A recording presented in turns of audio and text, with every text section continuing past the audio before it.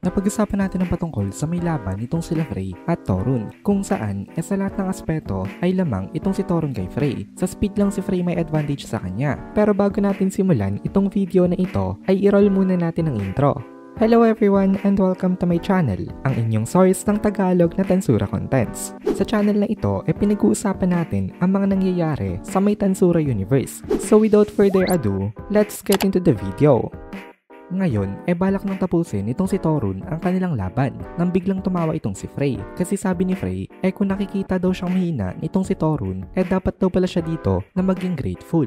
Napatabingin na lang ang ulo nitong si Torun dito kasi hindi niya maintindihan kung ano ang nangyayari. Kaya tinanong siya ni Frey kung ano daw ba ang pinaka-importanting factor sa isang battle. Sabi naman ni Torun, speed daw. Kaya nag-reply itong si Frey sa kanya na tama naman daw ito. Pero hindi lang daw yon ang dapat na i-consider. Kasi sa nakita natin kanina sa may laban na ito isang side lang ang nababawasan ng forces kahit na itong sila Frey at Torun lang naman ang nakakapaglaban. Ang ginagawa kasi pala ni Frey inipoposition niya ang kanyang sarili sa likod ng mga forces nitong mga Insectoids. Kaya kapag nagbato itong si Torun ng isang malaking atake itong mga Insectoids na ito ang tatamaan. Kita natin natakbo lang siya ng takbo kanina pero ganun pala ang ginagawa niya, and at the same time pinapahina niya itong si Torun sa pamamagitan ng pag-ubos ng lakas nito dahil naman sa pagod. Tsaka lang na-realize ito nitong si Torun nung ipinaliwanag na ito nitong si Frey sa kanya. Kaya ngayon galit na galit itong si Torun dito. Pero sabi ni Torun wala pa rin naman daw siyang problema kasi kahit ngayon naman daw hindi pa rin kaya nitong si Demon Lord Frey na mag-deal ng malaking damage sa kanya. Kaya never daw ito naman nanalo. After sabihin yon nitong si Torun nag-rage siya at lumipad siya na mabilis sa may langit para atakihin itong si Frey. Pero na-predict na pala ni Frey itong atake na ito. Ang mga aerial attacks daw nitong si Torun talagang troublesome to the point na pati ang mga Demon Lord Seed Glass hindi kaya mag-react on time dito. Pero hindi pa rin ito gumana kay Frey kasi by observing kanina nakita na ni Frey ang pattern of attacks nitong si Torun. Kaya after umatake ni Torun siya rin na nakaramdam na masakit na sensation sa kanyang dibdib dahil meron na dito ngayon na nakatusok na mahabang kuko. Tago sa exoskeleton niya itong kuko na ito. Sinubukan pa mag-struggle nitong si Torun pero wala na siya nagawa dahil ang kuko nitong si Frey kaya mag-disable ng mga abilities. Kaya the moment na tinamaan siya nitong claws na ito decided na kung sino ang panalo sa kanilang battle.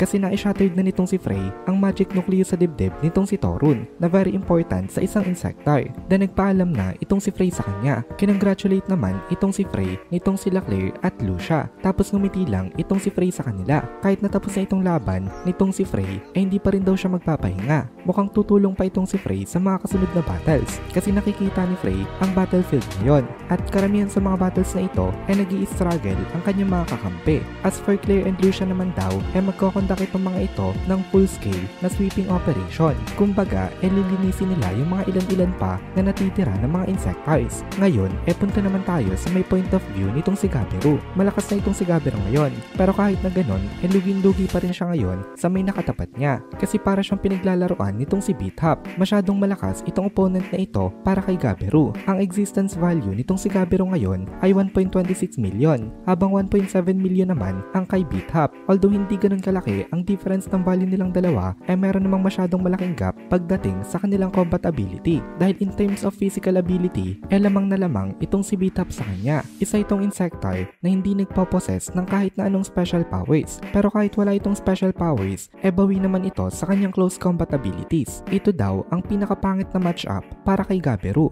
Kung mag-isa lang itong si Gabiru natatapat dito matagal na daw itong natalo. Mabuti na lang at meron siyang kasama ngayon sa pakikipaglaban. Ang katulong nitong si Gabiru itong si Sufia. Kung mababalikan natin magkakampi din itong dalawa nitong si Gabiru at Sufia dati na nagkaroon ng invasion sa Mayurazania. Ang katapat naman nila that time ay itong si Midley. Kaya ngayon meron na silang experience na lumaban na magkasama. Itong si Sufia ang leader ng Winged Beast Knights pero pinabayaan niya na lang rin itong role niya na ito kasi kagaya ng napag-usapan natin noong una itong si Phobia talaga ang leader na nakita niya na hindi na kailangan ng magko-command kaya ibinigay niya kay Sufia. Then itong si Sufia naman ganun din ang ginawa. Katulad rin ang ginawa nitong si Phobia. Nakita niya rin kasi na hindi naman talaga kailangan na magko-command nitong mga ito. Tsaka in the first place hindi suited na maging commander itong si Sufia. Para sa kanya mas maganda na siya ay basta makipaglaban na lang. Ayaw niya na mabibigat ng mga responsibilities na katulad ng responsibilities ng isang commander. Malakas rin naman itong si Sufia Lugia. Pero ang lalakas kasi ng mga forces nitong si Zilenius. Kaya kahit na magkakampi na sila nitong si Gabiru, hindi pa rin nila dito magawang manalo. Nagsalita itong si Bithap. Sabi niya, ayos daw. Galingan pa daw nitong dalawang to. Magpakita daw ito sa kanila ng isang magandang laban. Enjoy na enjoy itong si Bithap ngayon. Dahil hindi nga match sa kanya itong mga kalaban niya. Higit na mas mahina sa kanya itong mga ito. Kaya naglilibang siya habang pinaglalaroan sila. Itong si Bithap ay merong personality ng isang bully. Mahilig siya mag-take advantage sa mga mas mahihina sa kanya. Kung mag-isa lang lalaban itong si Gabiru ay hindi masasatisfied itong si Bithap dito. Kaya gusto niya magkasabay yung dalawa na lumaban. Kahit na kanina pa lang tapos na dapat ang laban nila. Pero ina-extend ito nitong si Bithap. Kaya nagsalita itong si Gabiru. Sabi niya marami na daw siyang nalabanan na malalakas na mga kalaban. Pero itong si Bithap daw so far ang pinakamalakas sa mga nakatapat niya. Sabi naman ni Bithap sa kanya binubola naman daw siya nitong si Gabiru. Pero hindi daw siya madadaan sa bola nito. Papahirapan niya pa rin daw ito sa kanilang battle. At dito na muna natin tatapusin itong video na ito. Kung nagugustuhan mo itong mga videos natin ay please consider joining the membership para mapanood mo na agad ang mga kasunod na part dahil palaging advance ang ating mga members. Also ay please consider leaving a like at mag-comment ka na din para ma-boost naman tayo ng algorithm.